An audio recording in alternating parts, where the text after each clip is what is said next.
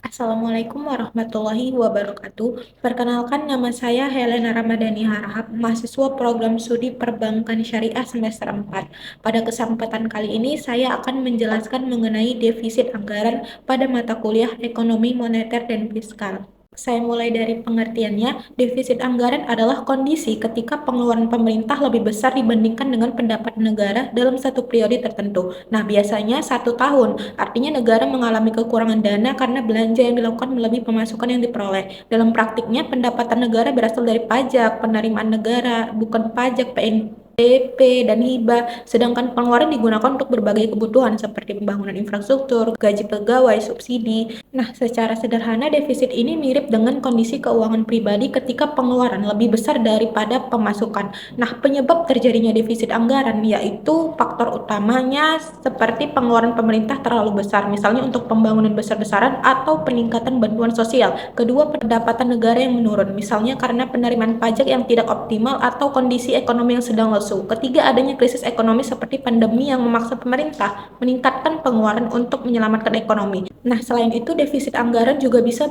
terjadi karena kebijakan fiskal yang sengaja dibuat ekspansif, yaitu pemerintah dengan sadar meningkatkan belanja untuk mendorong pertumbuhan ekonomi. Nah, jenis-jenis defisit anggaran dalam ilmu ekonomi dibagi menjadi defisit siklis terjadi karena kondisi ekonomi yang sedang menurun seperti resesi dan biasanya bersifat sementara. Defisit struktural terjadi karena kebijakan jangka panjang pemerintah yang menyebabkan pengeluaran terus lebih besar daripada pendapatan, sehingga lebih beresiko jika berlangsung lama. Selain itu, ada defisit primer, yaitu dihitung tanpa memasukkan beban bunga, sehingga lebih menggambarkan kondisi asli keuangan negara. Nah, cara pemerintah menutup defisit adalah memiliki beberapa cara. Cara yang paling umum itu dengan melakukan berutang, baik dari dalam negeri melalui obligasi negara maupun dari luar negeri. Selain itu, pemerintah juga bisa mencetak uang melalui bank sentral. Meskipun cara ini berisiko menimbulkan inflasi jika tidak dikendalikan dengan baik. Cara lainnya adalah menggunakan cadangan keuangan yang dimiliki negara, meskipun jumlahnya terbatas dan tidak selalu bisa dianggarkan. Nah, dampak defisit anggaran yaitu memiliki dampak positif dan negatif.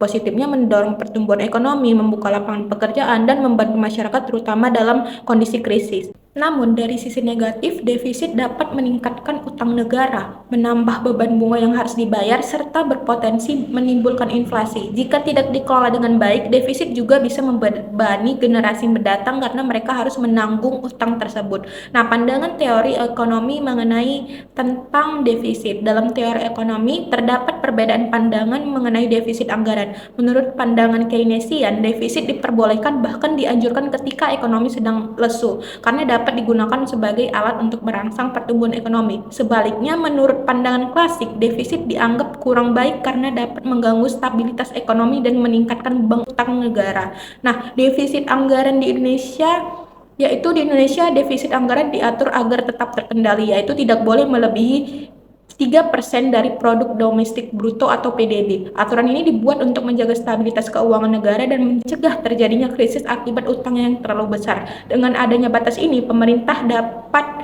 diharapkan berhati-hati dalam mengelola keuangan negara. Jadi kesimpulan secara keseluruhan, defisit anggaran merupakan hal umum dalam kebijakan ekonomi modern dan tidak selalu buruk. Defisit bisa menjadi alat untuk mendorong pertumbuhan ekonomi, terutama saat kondisi krisis, namun penggunaannya harus dilakukan secara bijak dan terkontrol agar tidak menimbulkan masalah panjang dan juga ketidakstabilan ekonomi.